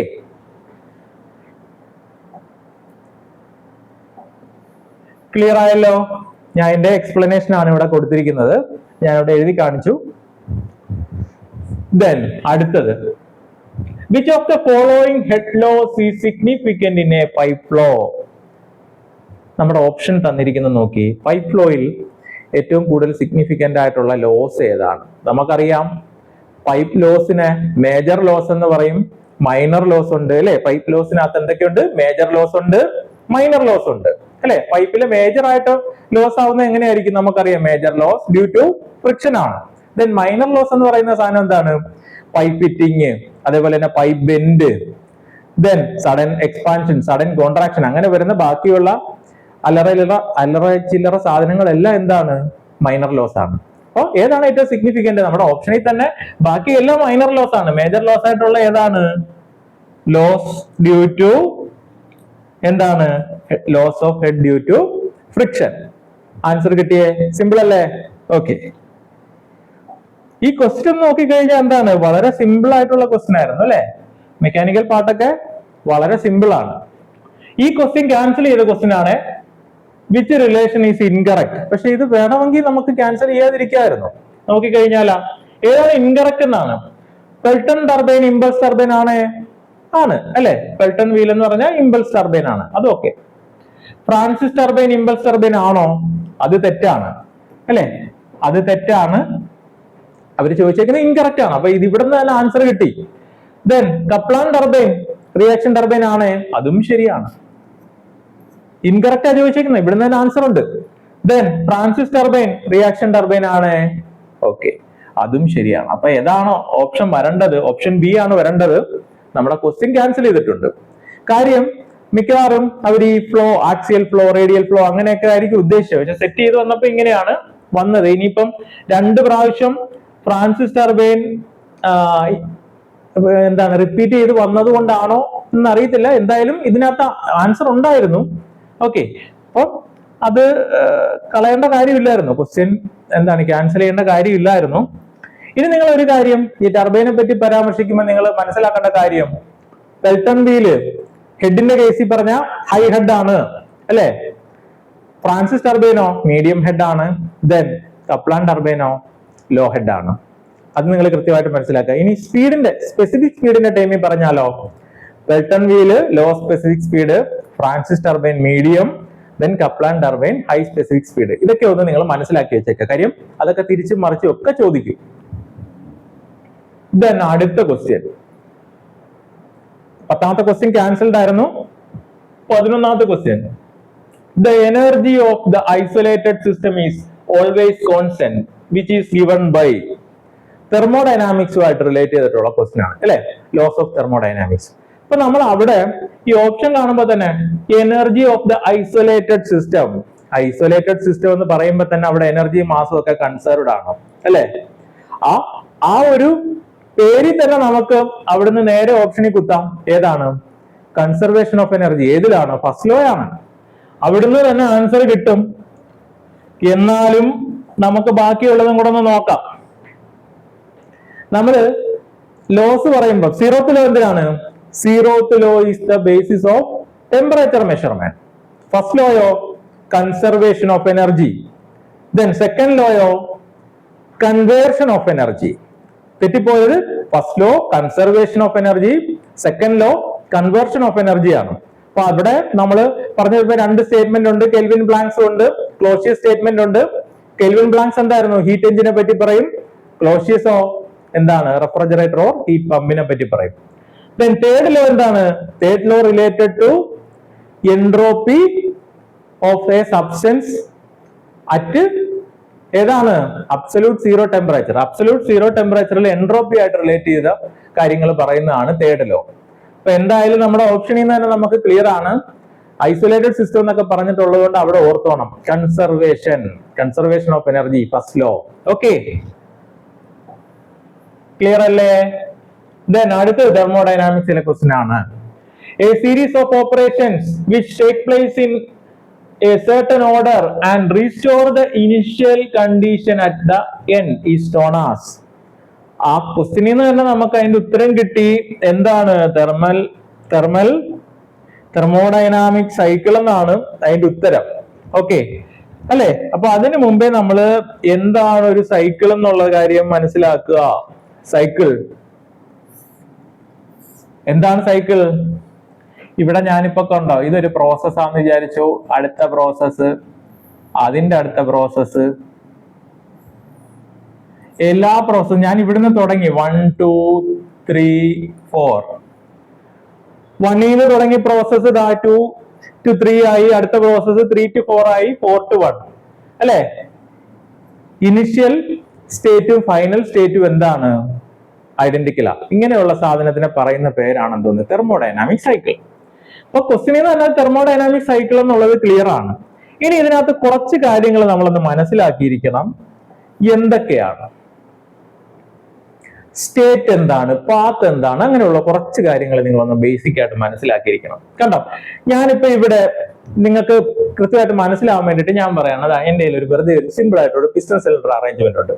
ഇതിനകത്ത് ഗ്യാസ് ഉണ്ടായിരുന്നു. ഞാൻ ഇതിനൊന്ന് ചൂടാക്കിയപ്പോ ഇനിഷ്യലി ഇരുന്ന അവസ്ഥയിൽ നിന്ന് കുറച്ചുകൂടെ എന്ത് ചെയ്തു, അതിന് കുറച്ച് എക്സ്പാൻഡ് ചെയ്ത് അടുത്ത പോയിന്റിലേക്ക് വന്നു. ഇപ്പൊ ഇനിഷ്യലി ഉള്ള അവിടെ ഞാൻ പറയുകയാണ് അതിന് ഇത്ര വോളിയം ഉണ്ടായിരുന്നു, ഇത്ര ടെമ്പറേച്ചർ ഉണ്ടായിരുന്നു, ഇത്ര പ്രഷർ ഉണ്ടായിരുന്നു, അങ്ങനെ പറയാൻ പറ്റി അല്ലെ? ആദ്യം ഇരുന്ന ഇത്. അപ്പൊ ആ പോയിന്റിനെ അങ്ങനെ വെച്ച് എനിക്ക് സ്പെസിഫൈ ചെയ്യാൻ പറ്റുന്നെങ്കിൽ അതിനെ എന്തോന്ന് പറയാം? സ്റ്റേറ്റ് പോയിന്റ് അല്ലെ സ്റ്റേറ്റ് എന്ന് പറയാം. എന്താണ്? ഒരു പ്രോപ്പർട്ടി വെച്ചിട്ട് നമുക്ക് അവിടെ സ്പെസിഫൈ ചെയ്യാൻ പറ്റുന്നു. ചൂടാക്കുന്നതിന് മുമ്പ് കണ്ടോ, ഇത്ര വോളിയം, ഇത്ര പ്രഷർ, ഇത്ര ടെമ്പറേച്ചർ. അപ്പൊ അത് സ്റ്റേറ്റ് പോയിന്റ് 1-ലായിരുന്നു. അവിടുന്ന് ചൂടാക്കി കഴിഞ്ഞപ്പോ എന്ത് ചെയ്തു? State point 2-ലെത്തി. ഓക്കെ അല്ലേ? അപ്പൊ സ്റ്റേറ്റ് എന്ന് പറയുന്ന കാര്യം മനസ്സിലായല്ലോ. പർട്ടിക്കുലർ ആയിട്ട് ആ പോയിന്റിനെ നമുക്ക് എന്ത് ചെയ്യാം? പ്രോപ്പർട്ടി വെച്ചിട്ട് നമുക്ക് സ്പെസിഫൈ ചെയ്യാം. അതിന് പർട്ടിക്കുലർ ആയിട്ടുള്ള പ്രോപ്പർട്ടി വാല്യൂസ് ഉണ്ടാവും അല്ലെ? അപ്പൊ ഇതൊരു സ്റ്റേറ്റ് പോയിന്റ് ആണ് അല്ലെ? ചൂടാക്കി കുറെ കഴിഞ്ഞപ്പോ എന്ത് ചെയ്തു? വേറൊരു സ്റ്റേറ്റ് പോയിന്റിൽ പോയി നിന്നു.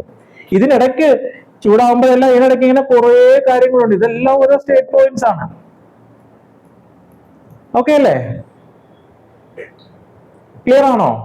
അപ്പൊ ഇങ്ങനെ series of state point connect ചെയ്തിട്ട് വന്നു കഴിയുമ്പോൾ കണ്ട ഇങ്ങോട്ടാണ്, അതിനെ ഒരു പാത്ത് എന്ന് പറയുന്നു. ഓക്കെ അല്ലേ? സ്റ്റേറ്റ് മനസ്സിലായി. എന്ത് ചെയ്തു? ഇങ്ങനെ കുറെ കളക്ഷൻ ഓഫ് സ്റ്റേറ്റ് പോയിന്റ്സ്, അതിനെ എന്തോന്ന് പറയുന്നു? പാത്ത് എന്ന് പറഞ്ഞു. ദെൻ പിന്നെന്താണ് നമുക്ക് നോക്കേണ്ടത്? പ്രോസസ് ആണ്. ഇവിടെ ഞാൻ തന്നിരിക്കുന്ന ഒരു പ്രോസസ് ആണ്. അപ്പൊ പ്രോസസ്സിനകത്ത് നിങ്ങൾ മനസ്സിലാക്കിയിരിക്കേണ്ട കാര്യം, ഞാൻ ഇതൊരു സ്റ്റേറ്റ് പോയിന്റ് ആയിരുന്നു, ഇതൊരു സ്റ്റേറ്റ് പോയിന്റ് ആയിരുന്നു, ഇത് അടുത്ത സ്റ്റേറ്റ് പോയിന്റാ അല്ലെ? ഇതിനിടയ്ക്ക് കളക്ഷൻ ഓഫ് എന്തുകൊണ്ട്? സ്റ്റേറ്റ് പോയിന്റ്സ് ഉണ്ട്. ഇതിനെല്ലാം കണക്ട് ചെയ്തപ്പോ അതൊരു പാത്തായി. ആ പാത്ത് ഞാൻ കറക്റ്റ് ആയിട്ട് സ്പെസിഫൈ ചെയ്തു. ഞാൻ പറയുകയാണ് ഈ പാത്താണ്. അതോടൊപ്പം തന്നെ ഇതെന്താണ്? ഒരു കോൺസ്റ്റന്റ് പ്രഷർ പ്രോസസ്സാണ്. അങ്ങനെ വന്നാൽ അതിനെ എന്തോന്ന് പറയാം? ഒരു പ്രോസസ് എന്ന് പറയാം. The path is completely defined അല്ലെ? അപ്പൊ അവിടെ എന്തായി? അതൊരു പ്രോസസ്സായി. അപ്പൊ ഇങ്ങനെ കുറെ പ്രോസസ്സുകൾ ചേർന്ന് കഴിഞ്ഞാൽ ഇനിഷ്യൽ സ്റ്റേറ്റിൽ തന്നെ ഫൈനൽ സ്റ്റേറ്റും ഇനിഷ്യൽ സ്റ്റേറ്റും എന്തായി? ഐഡന്റിക്കൽ ആണെങ്കിൽ അതിനെ എന്തോന്ന് പറയാം? സൈക്കിൾ എന്ന് പറയാം. സിമ്പിൾ ആയിട്ട് ഞാൻ പറയുന്നത് മനസ്സിലാവുന്നുണ്ടോ? എന്താണ്? പ്രോസസ്സുകൾ, പല പ്രോസസ്സുകൾ ചേർന്ന് തുടങ്ങിയെടുത്ത് തന്നെ തിരിച്ചു വന്നു. അതിനെ എന്തോന്ന് പറയാം? സൈക്കിൾ എന്ന് പറയാം. ഇനി ഇതിനകത്തെ ഈ പ്രോസസ്സ് തന്നെ ഞാനൊന്ന് ആലോചിച്ച് നോക്കിയതാ, ഇങ്ങനെ ചൂടാക്കി അതിങ്ങനെ സ്റ്റേറ്റ് പോയിന്റ് മാറി മാറി മാറി ഈ പോയിന്റിൽ കൂടെ വരിക. തിരിച്ച് ഞാൻ ഇതിനെ തണുപ്പിക്കുമെന്ന് വിചാരിച്ചോ? അതായത് റിവേഴ്സ് ചെയ്യാണ്. റിവേഴ്സ് ചെയ്ത ഈ പോയിന്റിൽ കൂടെ തന്നെ തിരിച്ച് ഈ പാത്തിൽ കൂടെ തന്നെ വന്നാൽ ഇതിനെ റിവേഴ്സിബിൾ പ്രോസസ് എന്ന് പറയാം. അങ്ങനെയാണ് എങ്കിൽ നമ്മുടെ സൈക്കിളിലെ എല്ലാ പ്രോസസ്സുകളും റിവേഴ്സിബിൾ ആണ് എങ്കിൽ അതിനെ എന്തോന്ന് പറയാം? റിവേഴ്സിബിൾ സൈക്കിൾ എന്ന് പറയാം. അതിനകത്ത് ഏതെങ്കിലും ഒരെണ്ണം റിവേഴ്സിബിൾ അല്ല എങ്കിൽ അതിന് എന്തോന്ന് പറയാം? ഇറിവേഴ്സിബിൾ സൈക്കിൾ എന്ന് പറയാം. ഇത്രയേ ഉള്ളൂ. അപ്പൊ നമ്മുടെ ഓപ്ഷൻസിനകത്ത് എല്ലാ പോയിന്റും കിട്ടിയെന്ന് വിചാരിക്കുന്നു. ഓപ്ഷൻസിനകത്ത് എല്ലാ പോയിന്റും കിട്ടിയോ? റിവേഴ്സിബിൾ സൈക്കിൾ എന്താണെന്ന് മനസ്സിലായി. സൈക്കിളിനകത്ത് എല്ലാ പ്രോസസ്സുകളും റിവേഴ്സിബിൾ ആണെങ്കിൽ റിവേഴ്സിബിൾ സൈക്കിൾ അല്ലെ? അതിനകത്ത് ഏതെങ്കിലും ഒരെണ്ണം റിവേഴ്സിബിൾ അല്ല എങ്കിൽ എന്താണ്? Irreversible cycle. Then thermodynamic cycle മനസ്സിലായി അല്ലെ? അപ്പൊ ഏതാണോ നമ്മുടെ answer? Option C is the answer. Okay. Then അടുത്ത 13ാമത്തെ ക്വസ്റ്റ്യൻ. 13ാമത്തെ ക്വസ്റ്റ്യൻ നോക്കിയേ. The most efficient method of compression, അല്ലെ? എയർ കംപ്രഷന്റെ ഏറ്റവും എഫിഷ്യന്റ് ആയിട്ടുള്ള മെത്തേഡ് എല്ലാവർക്കും അറിയാവുന്ന ക്വസ്റ്റ്യൻ ആയിരിക്കും, അല്ലെ? എന്താണ്? Isothermal compression. എന്തുകൊണ്ടാണ് ഐസോതെർമൽ കംപ്രഷൻ മോസ്റ്റ് എഫിഷ്യന്റ് ആണെന്ന് പറയാൻ കാര്യം? നമ്മൾ ഇവിടെ നോക്കിയാൽ തന്നെ അറിയാം. നമുക്കറിയാം വർക്ക് ഡൺ നോക്കിയിട്ടാണ് നമ്മൾ, വർക്ക് ഡൺ ഏറ്റവും കുറവാണെങ്കിൽ അവിടെ നമുക്ക് എന്തെന്ന് പറയാം, നമ്മൾ അങ്ങോട്ടാണ് വർക്ക് കൊടുക്കുന്നത്, അല്ലെ? കംപ്രസ് ചെയ്യുക എന്ന് പറയുമ്പോൾ എന്താണ്? കംപ്രഷൻ, എയറിനെ കംപ്രസ് ചെയ്യുക. നമ്മൾ അങ്ങോട്ട് വർക്ക് കൊടുക്കുക. അപ്പൊ വർക്ക് കൊടുക്കുമ്പോൾ അത് മിനിമം ആണെങ്കിൽ അതായിരിക്കും എന്തോന്ന്? Most efficient method of compression. അപ്പൊ ഇങ്ങനെ വർക്ക് പോളിട്രോപിക് പ്രോസസ് ഉണ്ട്, ഐസെൻട്രോപിക് പ്രോസസ് ഉണ്ട്, ഇങ്ങനെ പല പ്രോസസ് വന്നിട്ടുണ്ട്. അതിനകത്ത് ഏറ്റവും കുറവ് work area under PV diagram അല്ലെ ഏരിയ അണ്ടർ ഡയഗ്രം ഏതാണ് ഏറ്റവും കുറവ്? ഐസോതെർമൽ പ്രോസസ്സിനാണ്, അല്ലേ? അതുകൊണ്ടാണ് നമ്മൾ കംപ്രസറിന്റെ ഒക്കെ കേസ് എടുത്തു കഴിഞ്ഞാൽ നമ്മൾ എന്ത് ചെയ്യുന്നത്? ഇന്റർകൂളിംഗ് ഒക്കെ കൊടുക്കുന്നത്, അല്ലെ? ഐസോതെർമൽ കംപ്രഷൻ ആക്കാൻ. ഐസോതെർമൽ കംപ്രഷൻ ആക്കി എന്തുവാണ് നമ്മുടെ അഡ്വാൻറ്റേജ്? വർക്ക് ഇൻപുട്ട് കുറവായിരിക്കും, അല്ലെ? നമ്മുടെ ക്വസ്റ്റ്യന്റെ ആൻസർ എന്താണ്? Option C is the answer, isothermal. Okay, clear ആണല്ലോ? ഓക്കെ. അടുത്ത 14ാമത്തെ question. 1 degree is equal to, നമുക്കറിയാം ഡിഗ്രിന്ന് കെൽവിനിലോട്ട് കൺവേർട്ട് ചെയ്യാൻ എന്ത് ചെയ്താൽ മതി? 0 ഡിഗ്രി എന്ന് പറഞ്ഞാൽ എന്താണ്? 273.15 കെൽവിൻ ആണ്. അങ്ങനെയാണെങ്കിൽ 1 ഡിഗ്രിയോ 1 പ്ലസ് 273.15 എത്രയായി? 274.15. Option B is the answer. Okay, option B is the answer, അല്ലെ? ക്ലിയർ ആണല്ലോ? ഓക്കെ. ദെൻ അടുത്ത 15ാമത്തെ ക്വസ്റ്റ്യൻ. 15ാമത്തെ question. Which of the following device complies with the Clausius statement of the second law of thermodynamics? അപ്പൊ second law of thermodynamics പറയുമ്പോൾ നമ്മുടെ മനസ്സിൽ കയറി വരേണ്ട കാര്യം, കോമ്പറ്റേറ്റീവ് എക്സാം എഴുതുന്നവരുടെ എല്ലാം മനസ്സിൽ കയറി വരേണ്ട കാര്യം, second law of thermodynamics conversion of energy. അവിടെ എന്താണ്? നമ്മൾ രണ്ട് സ്റ്റേറ്റ്മെന്റ് ഉണ്ട്. കെൽവിൻ പ്ലാങ്ക് സ്റ്റേറ്റ്മെന്റും ഉണ്ട്, ക്ലോഷ്യസ് സ്റ്റേറ്റ്മെന്റും ഉണ്ട്. കെൽവിൻ പ്ലാങ്ക് സ്റ്റേറ്റ്മെന്റ് എന്താ പറയുന്നത്? കെൽവിൻ പ്ലാങ്ക് സ്റ്റേറ്റ്മെന്റ് ഡീൽ ചെയ്യുന്നത് ഹീറ്റ് എഞ്ചിനാണ്, അല്ലെ? ഒരു ഹീറ്റ് എഞ്ചിനും 100% ഹീറ്റിനെ 100% വർക്കാക്കാൻ പറ്റത്തില്ല. അതാണ് അതിന്റെ രത്ന ചുരുക്കം. ദെൻ ക്ലോഷ്യസ് സ്റ്റേറ്റ്മെന്റ് എന്താ പറയുന്നത്? ഹീറ്റ് ഒരിക്കലും ഒരു കോൾഡ് ബോഡിയിൽ നിന്ന് ഹോട്ട് ബോഡിയിലോട്ട് പോകത്തില്ല, അല്ലെങ്കിൽ ഒരു ലോവർ തെർമൽ റിസർവോയറിൽ നിന്ന് ഹയർ തെർമൽ റിസർവോയറിലോട്ട് പോകത്തില്ല. പോകണമെങ്കിൽ ഒരു എക്സ്റ്റേണൽ ഏജൻസിയുടെ സഹായം വേണം, അല്ലെങ്കിൽ ഒരു എക്സ്റ്റേണൽ ഡിവൈസ് വേണം, അല്ലെ? അല്ലെങ്കിൽ എക്സ്റ്റേണൽ വർക്ക് കൊടുക്കണം. ഓക്കെ, ഇപ്പൊ രണ്ട് സ്റ്റേറ്റ്മെന്റും പറഞ്ഞു വരുമ്പോൾ തിരിച്ചു വെച്ച് നോക്കിക്കഴിഞ്ഞാൽ, അതായത് ഒന്നിനെ റിവേഴ്സ് ചെയ്ത് നോക്കിയാൽ രണ്ടും ഒന്നാണ് എന്നുള്ളത് നമുക്ക് മനസ്സിലാവും. പക്ഷെ രണ്ട് സ്റ്റേറ്റ്മെന്റ് ആയിട്ടാണ്. കെൽവിൻ പ്ലാങ്ക് എന്താണ്? ഹീറ്റ് എഞ്ചിൻ ആണ് പറയുന്നത്. അതേപോലെ തന്നെ ക്ലോഷ്യസ് സ്റ്റേറ്റ്മെന്റ് പറയുന്നത് എന്താണ്? എയ്തർ റെഫ്രിജറേറ്റർ അല്ലെങ്കിൽ ഹീറ്റ് പമ്പ്. അപ്പൊ ഇവിടെ നമ്മുടെ ഓപ്ഷൻ എന്തൊക്കെയുണ്ട്? ഒന്നാമത്തെ ഓപ്ഷൻ അല്ല എന്ന് മനസ്സിലായി. എ അല്ല, ബി അല്ല, സി അല്ല, D domestic refrigerator. Heat pump വന്നാലേ ഹീറ്റ് പമ്പ് നമുക്ക് കൊടുക്കാം, അല്ലെ? അപ്പൊ option D is the answer. Option D is the answer. Okay. അടുത്തത് 16ാമത്തെ ക്വസ്റ്റ്യൻ. കാർനോട്ട് സൈക്കിൾ, അല്ലെ? നമ്മൾ സാധാരണ കമ്പയർ ചെയ്യാനായിട്ട് യൂസ് ചെയ്യുന്ന ഒരു ഐഡിയൽ സൈക്കിൾ ആണ് കാർനോട്ട് സൈക്കിൾ. കാർനോട്ട് സൈക്കിള് നിങ്ങൾ ഏത് ഉറക്കത്തിൽ ചോദിച്ചാലും നമ്മൾ മനസ്സിൽ ഉണ്ടായിരിക്കണം. അതിനകത്ത് എന്തൊക്കെയുണ്ട്? രണ്ട് ഐസോതെർമൽ പ്രോസസ്സും ഉണ്ട്, രണ്ട് ഐസെൻട്രോപിക് പ്രോസസ്സും ഉണ്ടായിരിക്കണം, അല്ലെ? കാർനോട്ട് സൈക്കിൾ ഇവിടെ കാണിക്കുകയാണ്. രണ്ട് ഐസോതെർമൽ പ്രോസസ്സും രണ്ട് ഐസെൻട്രോപിക് പ്രോസസ്സും. അപ്പൊ ഏതാണ് ആൻസർ ആയിട്ട് വരുന്നത്? 2 isothermal and 2 isentropic process. Option B is the answer, അല്ലെ? ഓക്കെ. അടുത്ത 17ാമത്തെ. The ratio of brake power to indicated power. Ratio of brake power to indicated power of the IC engine. ഏത് പോർഷനിൽ നിന്നാണ്? Testing of IC engine. അപ്പൊ testing of IC എഞ്ചിനകത്ത് options നോക്കിയേ. Mechanical efficiency. എന്തായിരുന്നു മെക്കാനിക്കൽ എഫിഷ്യൻസി എന്ന് പറഞ്ഞാലാ? ഒന്ന് ആലോചിച്ച് നോക്കിയേ. മെക്കാനിക്കൽ എഫിഷ്യൻസി നമ്മൾ പഠിക്കുന്നതാണ്. BP/IP, അല്ലെ? Power output at the shaft divided by power developed inside the engine. അത് മെക്കാനിക്കൽ ആണ്.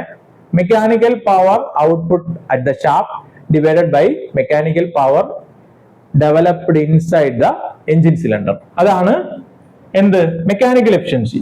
തെർമൽ എഫിഷ്യൻസി എന്താണ്? തെർമൽ എഫിഷ്യൻസി രണ്ട് രീതിയിൽ പറയാം. ബ്രേക്ക് തെർമൽ എഫിഷ്യൻസി അല്ലെങ്കിൽ അതുപോലെ തന്നെ indicated thermal efficiency. Brake thermal efficiency ആണെങ്കിൽ BP by heat input.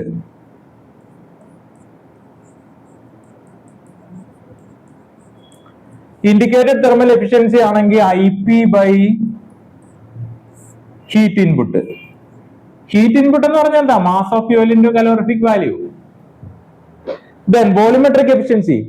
Volumetric efficiency നമുക്കറിയാം, എഞ്ചിൻ സിലിണ്ടറിന് തിയറട്ടിക്കൽ ആയിട്ടുള്ള ഒരു വോളിയം ഉണ്ട് അല്ലെ, സിലിണ്ടറിന്റെ വോളിയം. അത്രയും വോളിയം തന്നെ അതിനകത്ത് അഡ്മിറ്റ് ആവുമോ ചാർജ്? ഇല്ല. എന്തായാലും എന്താണ്, എഞ്ചിൻ സ്പീഡിൽ വർക്ക് ചെയ്യുന്നതുകൊണ്ടും പല കാര്യങ്ങൾ കൊണ്ടും അത്രയും കയറത്തില്ല. അപ്പൊ എന്താണ്, actual volume by theoretical volume ആണ് എന്ത്? Volumetric efficiency. Then relative efficiency, അതും വളരെ ഇമ്പോർട്ടന്റ് ആണ്. റിലേറ്റീവ് എഫിഷ്യൻസി എന്ന് പറഞ്ഞാൽ എന്താണ്? ആക്ച്വലി കിട്ടിയ എഫിഷ്യൻസി ഡിവൈഡഡ് ബൈ എന്താണ്? എന്ത് എഫിഷ്യൻസി ആണ് വരേണ്ടത്? ആക്ച്വൽ എഫിഷ്യൻസി ബൈ എന്താണ്? Air standard efficiency. ഇത്രയും കാര്യങ്ങളാണ് ഓപ്ഷനിൽ തന്നിരിക്കുന്നത്. ഇനി നോക്കിയേ, എന്താ ചോദിച്ചേക്കുന്നേ? Ratio of brake power to indicated power. ഏതാണ് ആൻസർ? ഓപ്ഷൻ എ ആണ് ആൻസർ. ഓക്കെ അല്ലേ? അപ്പൊ എന്താണ് ബ്രേക്ക് പവർ? നമ്മുടെ ഔട്ട്പുട്ട് ഷാഫ്റ്റ് കിട്ടുന്ന പവറിനെയാണ്, മെക്കാനിക്കൽ പവറിനെയാണ് ബ്രേക്ക് പവർ എന്ന് പറയുന്നത്. സിലിണ്ടറിനുള്ളിൽ ഡെവലപ്പ് ചെയ്യുന്ന മെക്കാനിക്കൽ പവറിനെയാണ് ഇൻഡിക്കേറ്റഡ് പവർ എന്ന് പറയുന്നത്. ഹീറ്റ് ഇൻപുട്ട് എന്ന് പറഞ്ഞാലോ, നമ്മൾ ഫ്യൂവൽ കത്തിച്ച് ഫ്യൂവൽ ബേൺ ചെയ്ത് സിലിണ്ടറിനകത്ത് തന്നെ ഡെവലപ്പ് ചെയ്യുന്ന തെർമൽ എനർജിയാണ് നമ്മൾ എന്തോന്ന് പറയുന്നത്? ഹീറ്റ് ഇൻപുട്ട് എന്ന് പറയുന്നത്. അപ്പൊ നമ്മൾ തെർമൽ എനർജിയുടെ ടേംസിൽ നമ്മൾ നോക്കുവാണെങ്കിൽ BP ബൈ തെർമൽ എനർജി എന്ന് നോക്കിക്കഴിഞ്ഞാൽ എന്തായി? ബ്രേക്ക് തെർമൽ എഫിഷ്യൻസി ആയി. ഇനി BP അല്ല IP ആണ് എടുക്കുന്നെങ്കിൽ IP ബൈ തെർമൽ ഇൻപുട്ട് എടുത്താലോ അത് ഇൻഡിക്കേറ്റഡ് തെർമൽ എഫിഷ്യൻസി ആയി. ദെൻ വോളിയത്തിന്റെ ഇതിലെടുത്താലോ actual volume by theoretical volume എന്തായി? വോളിമെട്രിക് എഫിഷ്യൻസി ആയി. ഇനി നമ്മുടെ യഥാർത്ഥ എഫിഷ്യൻസിയെ നമ്മൾ എന്തുകൊണ്ട് എയർ സ്റ്റാൻഡേർഡ് എഫിഷ്യൻസി കൊണ്ട് ഡിവൈഡ് ചെയ്താൽ അതിനെ എന്തോന്ന് പറയാം? റിലേറ്റീവ് എഫിഷ്യൻസി എന്ന് പറയാം. ക്ലിയർ ആണേ? ഓക്കെ. 18. മോസ്റ്റ് test in multi cylinder engine is used to determine. മോസ്റ്റ് ടെസ്റ്റ് എന്ന് കേൾക്കുമ്പോൾ തന്നെ നമ്മളെ മനസ്സിൽ ഓടി വരേണ്ട മൾട്ടി സിലിണ്ടർ എഞ്ചിനകത്ത് എന്ത് കണ്ടുപിടിക്കാനാണ്? ഓരോ സിലിണ്ടറിന്റെയും ഇൻഡിക്കേറ്റഡ് പവർ കണ്ടുപിടിക്കാൻ വേണ്ടി യൂസ് ചെയ്യുന്ന ഒരു ടെസ്റ്റ് ആണ് എന്തോന്ന്? Most test. ഇപ്പൊ ഇവിടെ 4 സിലിണ്ടർ ആണ് കാണിച്ചേക്കുന്നത്. ഞാൻ തൽക്കാലം 3 സിലിണ്ടർ എഞ്ചിനുള്ള ഒരു എഞ്ചിനാണ് എങ്കിൽ നമുക്കറിയാം അതിന്റെ എന്താണ്? BP ഞാൻ മൊത്തം സിലിണ്ടർ വർക്ക് ചെയ്യുമ്പോൾ എഴുതുവാണേ. ഇപ്പൊ 3ഓ 4ഓ സിലിണ്ടർ ഉള്ള ഇതാണ്. ടോട്ടൽ BP എന്ന് പറയുന്നത് എന്തായിരുന്നു? ഓരോ സിലിണ്ടറിന്റെ, ഇതിപ്പോ 3 സിലിണ്ടർ ഉള്ള എഞ്ചിനാണ് എഴുതുന്നെങ്കിൽ IP1 plus IP2 plus IP3, പിന്നെ മൊത്തം സിലിണ്ടറിന്റെ എന്തോന്ന്? Frictional power. ഇതാണ് നമുക്കറിയാലോ ഫുൾ സിലിണ്ടർ വർക്ക് ചെയ്യുമ്പോൾ. അപ്പൊ എൻ്റെ ഒരു ടെസ്റ്റ് സെറ്റപ്പ് ഉണ്ട്, മൾട്ടി സിലിണ്ടർ എഞ്ചിൻ ഉണ്ട്. അപ്പൊ ഞാൻ എന്ത് ചെയ്തു? മോസ്റ്റ് ടെസ്റ്റ് എങ്ങനെയാ ചെയ്യുന്നത്? മൾട്ടി സിലിണ്ടർ എഞ്ചിൻ ഉണ്ട്, ആ സിലിണ്ടർ ആദ്യം സ്റ്റാർട്ട് ചെയ്തു, കറക്റ്റ് കണ്ടീഷനായി, എല്ലാ കാര്യങ്ങളും എല്ലാം ഓക്കെ ആയി, ഞാൻ ലോഡ് ചെയ്തു. ലോഡ് ചെയ്ത് കഴിഞ്ഞാൽ മോസ്റ്റ് ടെസ്റ്റിനകത്ത് ആദ്യം ചെയ്യുന്ന, ആദ്യം ഫുൾ സിലിണ്ടർ വർക്ക് ചെയ്യുന്ന കണ്ടീഷനിൽ ലോഡ് ചെയ്തു. ഹാഫ് ലോഡിലോ ക്വാർട്ടർ ലോഡിലോ നമ്മൾ ലോഡ് ചെയ്തു. ഹാഫ് ഫുൾ ലോഡില്, സാധാരണ ഹാഫ് ഫുൾ ലോഡിലാണ് കൂടുതലും ചെയ്യുന്നത്, ക്വാർട്ടർ ലോഡിലും ചെയ്യും. അപ്പൊ അങ്ങനെ ചെയ്ത് എന്ത് ചെയ്തു? നമ്മൾ ഫുൾ സിലിണ്ടർ വർക്ക് ചെയ്തപ്പോൾ BP നമ്മൾ എടുത്തു, കാൽക്കുലേറ്റ് ചെയ്തു, ടോട്ടൽ സിലിണ്ടർ വർക്ക് ചെയ്യുക. ഇനി നമ്മൾ എന്താ ചെയ്യുന്നത്? ഏതെങ്കിലും ഒരു സിലിണ്ടർ ഞാൻ കട്ട് ചെയ്യുക. പെട്രോൾ എഞ്ചിൻ ആണെങ്കിൽ സ്പാർക്ക് കട്ട് ചെയ്യുക, ഡീസൽ എഞ്ചിൻ ആണെങ്കിലോ അതിന്റെ ഫ്യൂവലിനെ കട്ട് ചെയ്യുക. അപ്പൊ എന്ത് ചെയ്തു? ഒരു സിലിണ്ടർ അവിടെ വർക്ക് ചെയ്യുന്നില്ല. ഓക്കെ അല്ലേ? അപ്പൊ ആ സിലിണ്ടറിനെയും കൂടെ പിടിച്ചുകൊണ്ട് കറക്കണ്ട പരിപാടി ബാക്കിയുള്ള പവറിനാണ് അല്ലെ, ഇപ്പൊ ഉള്ള പവറിനെ. അപ്പം എന്തായാലും എഞ്ചിന്റെ സ്പീഡ് കുറയാൻ പോകും. അപ്പൊ നമ്മൾ ലോഡിനെ അഡ്ജസ്റ്റ് ചെയ്തിട്ട് നമ്മൾ എന്ത് ചെയ്യണം? സ്പീഡ് കോൺസ്റ്റന്റ് ആക്കി വെക്കണം. എന്തിനാണ്? ഫ്രിക്ഷണൽ പവർ കോൺസ്റ്റന്റ് ആക്കി വെക്കാൻ വേണ്ടിയിട്ടാണ് അല്ലെ. ഇല്ലെങ്കിൽ എന്ത് പറ്റും? അതിനെയും കൂടെ പിടിച്ചോണ്ട് കറങ്ങുന്നു, അവിടുന്ന് പവർ ഇല്ല, ഇവിടെ നമ്മുടെ പവർ കുറയുകയും ചെയ്യും. അപ്പൊ അത് ഒഴിവാക്കാൻ വേണ്ടിയിട്ട് നമ്മൾ എന്ത് ചെയ്തു? ലോഡിനെ അഡ്ജസ്റ്റ് ചെയ്തിട്ട് എന്ത് ചെയ്തു? സ്പീഡ് കറക്റ്റ് ആക്കി വെച്ചു. അങ്ങനെയാണെങ്കിൽ ഇതാ ഒന്നാമത്തെ സിലിണ്ടറിനെ കട്ട് ചെയ്താൽ ഞാൻ ഇവിടെ എഴുതുകയാണ് BP of first cylinder cut അല്ലേ. ഞാൻ എന്ത് ചെയ്തു? സ്പീഡ് പഴയ അതായത് യഥാർത്ഥ സ്പീഡ് തന്നെ ആക്കി. എങ്ങനെയാ? ലോഡിനെ കുറച്ച്. അപ്പൊ എന്തായാലും ഫ്രിക്ഷണൽ പവർ പിന്നെയും കോൺസ്റ്റന്റ് ആയി തന്നെ. അപ്പൊ IP1 ഇല്ല അല്ലെ? കാര്യം എന്താ? അവിടുന്ന് പവർ ഡെവലപ്പ് ചെയ്യുന്നില്ല. IP3 ഫ്രിക്ഷണൽ പവർ കോൺസ്റ്റന്റ് ആയിട്ട് തന്നെ ഇരിക്കുക. ഇത് ഒന്നാമത്തെ ഇക്വേഷൻ ആണ്. ഇത് രണ്ടാമത്തെ ഇക്വേഷൻ ആണെന്ന് വിചാരിച്ചോ. അങ്ങനെയാണ് 1-ന്ന് 2 കുറച്ച് എന്തോന്ന് കിട്ടും? BP total minus BP of first cylinder cut off അല്ലെ? BP with first cylinder cut off കിട്ടിക്കഴിയുമ്പോ എന്തോ കിട്ടി? ബാക്കി IP2 IP3 എല്ലാം ക്യാൻസൽ ആയി പോയി. FP എല്ലാം ക്യാൻസൽ ആയി പോയി. എന്തായി മാറി? BP total minus BP of first cylinder cut of എന്ത് കിട്ടി? IP1 അല്ലേ? ഓക്കെ, അപ്പൊ അങ്ങനെ കിട്ടി. ഇനി എന്ത് ചെയ്തു? ഇതേ സിലിണ്ടർ പിന്നെയും പഴയ പൊസിഷനിലാക്കി മൊത്തം റൺ ചെയ്തു. പിന്നെ എന്ത് ചെയ്തു? രണ്ടാമത്തെ സിലിണ്ടർ കട്ട് ചെയ്തു. അപ്പൊ നമുക്ക് രണ്ടാമത്തെ സിലിണ്ടറിന്റെ IP കിട്ടി. ഇനി മൂന്നാമത്തെ സിലിണ്ടറിന്റെ കട്ട് ചെയ്തു. അങ്ങനെ മൂന്നാമത്തെ സിലിണ്ടറിന്റെ IP കിട്ടി. അങ്ങനെ എല്ലാ IPയും കൂടെ കൂട്ടിയാൽ നമുക്ക് ടോട്ടൽ IP കിട്ടി. ഫ്രിക്ഷണൽ പവർ നമ്മുടെ ബ്രേക്ക് പവർ ഓൾറെഡി ഉണ്ട്. അപ്പൊ BP/IP എടുത്താൽ നമുക്ക് മെക്കാനിക്കൽ എഫിഷ്യൻസി കിട്ടി. ഇനി ഫ്രിക്ഷണൽ പവർ കണ്ടുപിടിക്കണമെങ്കിലോ IP ഓൾറെഡി ടോട്ടൽ ഉണ്ട്, BP ടോട്ടൽ ഉണ്ട്. IP ടോട്ടലിൽ നിന്ന് BP ടോട്ടൽ കുറച്ചാൽ എന്ത് കിട്ടി? ഫ്രിക്ഷണൽ പവർ കിട്ടി. അങ്ങനെ വളരെ സിമ്പിൾ ആയിട്ടുള്ള കാര്യമാണ്. ഇതൊക്കെ നമ്മൾ ടെസ്റ്റിങ്ങിനകത്ത് ഡീറ്റെയിൽ ആയിട്ട് പഠിക്കും. അപ്പൊ നമ്മുടെ ആൻസർ എന്താണ്? എന്തിനാണ് യൂസ് ചെയ്യുന്നത്? ഇൻഡിക്കേറ്റഡ് പവർ IP കണ്ടുപിടിക്കാൻ വേണ്ടിയാണ്. ഓക്കെ, അപ്പോ option C is the answer. 18ന്റെ 19ാമത്തെ question. Thermal conductivity of copper with rise in temperature. കോപ്പറിന്റെ പ്രത്യേകത എന്താ? ടെമ്പറേച്ചർ കൂടിയാൽ തെർമൽ കണ്ടക്ടിവിറ്റി എന്ത് ചെയ്യും? കുറയും. എന്തുകൊണ്ടാ? ടെമ്പറേച്ചർ കൂടി കഴിയുമ്പോഴത്തേക്ക് അതിനകത്തുള്ള മോളിക്യൂൾസ് അല്ലെ? അതായത് ആദ്യം നമ്മൾ അതിന് മുമ്പേ മനസ്സിലാക്കേണ്ട കാര്യം എന്താണ് തെർമൽ കണ്ടക്ടിവിറ്റി? തെർമൽ കണ്ടക്ടിവിറ്റി എന്ന് പറഞ്ഞാൽ ഹീറ്റിനെ കണ്ടക്ട് ചെയ്യാനുള്ള കഴിവ്, ഒരു മെറ്റീരിയലിന്റെ കഴിവ് അല്ലെ? The ability of a material to transfer heat ആണ് അല്ലെ? അതാണ് തെർമൽ കണ്ടക്ടിവിറ്റി. അപ്പൊ എന്താണ് thermal conductivity of a copper decreases with rise in temperature. Because എന്തുകൊണ്ടാണ്? അറ്റ് ഇൻക്രീസ്ഡ് ടെമ്പറേച്ചർ എന്താ സംഭവിക്കുന്നത്? അറ്റോമിക് വൈബ്രേഷൻ കൂടും അല്ലെ? നമുക്കറിയാം ഹീറ്റ് ട്രാൻസ്ഫറിനകത്ത് നമ്മൾ പഠിക്കുന്ന കാര്യമാണ് എങ്ങനെയാണ് കണ്ടക്ഷൻ ഈ ഹീറ്റ് ട്രാൻസ്ഫർ നടക്കുന്നത്. ഫ്രീ ഇലക്ട്രോൺസും അതേപോലെ തന്നെ മോളിക്കുലാർ വൈബ്രേഷനും അല്ലെ അറ്റോമിക് വൈബ്രേഷൻ ഒക്കെ കൊണ്ടാണ് എന്ത് ചെയ്യുന്നത്? ഹീറ്റ് ട്രാൻസ്ഫർ നടക്കുന്നത്. അപ്പൊ ടെമ്പറേച്ചർ കൂടി കഴിയുമ്പോൾ അറ്റോമിക് വൈബ്രേഷൻ കൂടും. കൂടി കഴിയുമ്പോഴത്തേക്ക് അത് എന്ത് ചെയ്യും? ഹീറ്റ് ട്രാൻസ്ഫറിനെ കുറച്ച് ബാധിക്കും. ഓക്കെ അല്ലേ? അപ്പൊ എന്ത് ചെയ്യും? ടെമ്പറേച്ചർ കൂടുമ്പം അറ്റോമിക് വൈബ്രേഷൻ കൂടും. ആ atomic vibration that hinder the movement of free electrons. അതുകൊണ്ട് എന്ത് ചെയ്യും? തെർമൽ കണ്ടക്ടിവിറ്റി കുറയും. അത് നിങ്ങൾ കൃത്യമായിട്ട് മനസ്സിലാക്കുക. കോപ്പറിന്റെ ചോദ്യം ഇമ്പോർട്ടന്റ് ആയിട്ടുള്ള ചോദ്യമാണ്. അപ്പൊ എന്താണ്? The thermal conductivity of copper with rise in temperature കുറയുവാണ് ചെയ്യുന്നത് കേട്ടോ. അപ്പൊ option A is the answer. 20ാമത്തെ question. By which of the following modes of heat transfer heat is mainly transferred from an insulated pipe to the surrounding still air. ആ പേരിൽ തന്നെ ഉണ്ട് still air. പേരിൽ തന്നെ ഉണ്ട്. അതിന് മുമ്പേ നമുക്ക് ഒന്ന് ഹീറ്റ് ട്രാൻസ്ഫറിന്റെ മോഡ് നോക്കാം. ജനറലി ഹീറ്റ് ട്രാൻസ്ഫർ എന്താണ്? 3 മോഡിലാണ് അല്ലെ? ഏതൊക്കെയാണ്? Conduction, convection, radiation. നമ്മൾ ചെറിയ ക്ലാസ്സിലൊക്കെ പഠിക്കുന്ന. അപ്പൊ ഈ കണ്ടക്ഷൻ നമ്മൾ നോക്കിക്കഴിഞ്ഞാൽ കണ്ടക്ഷൻ എന്തായിരിക്കും? എങ്ങനെയാ കണ്ടക്ട് ചെയ്യുന്നത്? കണ്ടോ, ഈ പാത്രത്തിൽ നിന്ന് ചൂട് എന്ത് ചെയ്തു? ഇതാ ഇങ്ങനെ ഈ മെറ്റൽ പ്ലേറ്റ് വഴി അങ്ങോട്ട് പോവുക. എങ്ങനെയായിരിക്കും? കണ്ടക്ഷനകത്ത് മോഡെന്ന് പറഞ്ഞാൽ കണ്ടക്ഷനകത്ത് എന്തൊക്കെയാണ് ഹീറ്റ് ട്രാൻസ്ഫർ പെർമിറ്റ് ചെയ്യുന്നത്? നമ്മളിപ്പോ മെറ്റൽസിനകത്തും ഒക്കെ നമ്മൾ സാധാരണ സോളിഡ്സിനകത്താണ് കണ്ടക്ഷൻ കൂടുതലും നമ്മൾ കണ്ടുവരുന്നത്. അപ്പൊ കണ്ടക്ഷനകത്ത് എന്തായിരുന്നു ചെയ്യുന്നത്? ഫ്രീ ഇലക്ട്രോൺസിന്റെ ഫ്ലോ കൊണ്ടും മോളിക്കുലാർ വൈബ്രേഷൻ കൊണ്ടുമാണ് എന്തോന്ന്? കണ്ടക്ഷൻ എന്ന് പറയുന്ന ഫിനോമിനൻ. ഓക്കെ അല്ലേ? അപ്പൊ ദാ ഈ പാത്രത്തേന്ന് ഇങ്ങോട്ടൊക്കെ പോകുന്ന എന്താണ്? കണ്ടക്ഷൻ ആണ്. ഇനി കൺവെക്ഷൻ എന്ന് പറയുമ്പോൾ നിങ്ങൾ മനസ്സിലാക്കേണ്ട കാര്യം, നമുക്ക് എന്തുകൊണ്ട് ഹീറ്റ് സോഴ്സിന്റെ കൂട്ടത്തിൽ നമുക്ക് എന്തുകൊണ്ട് ഒരു മെറ്റൽ ഉണ്ടെങ്കിൽ അതിനോടൊപ്പം തന്നെ എന്തുണ്ടാകണം? ഫ്ലൂയിഡും ഉണ്ടാകണം. ഇവിടെ നോക്കിയേ, ഈ പാത്രം ഞാൻ ചൂട് കൊടുക്കുന്നു. പാത്രത്തിൽ നിന്ന് ചൂട് എങ്ങോട്ടായി? വെള്ളത്തിലോട്ട് പോകുന്നത്, ഒരു ലിക്വിഡിലോട്ടാ പോകുന്നത് അല്ലേ? അപ്പൊ എന്ത് ചെയ്യും? ആ പാത്രത്തിൽ നിന്ന് ചൂട് ആ ലിക്വിഡിലോട്ട് ആദ്യം വന്നിട്ട് അത് ചൂടായി കഴിയുമ്പോൾ അതിന്റെ ഡെൻസിറ്റി കുറയും, അത് മേളോട്ട് പോകും.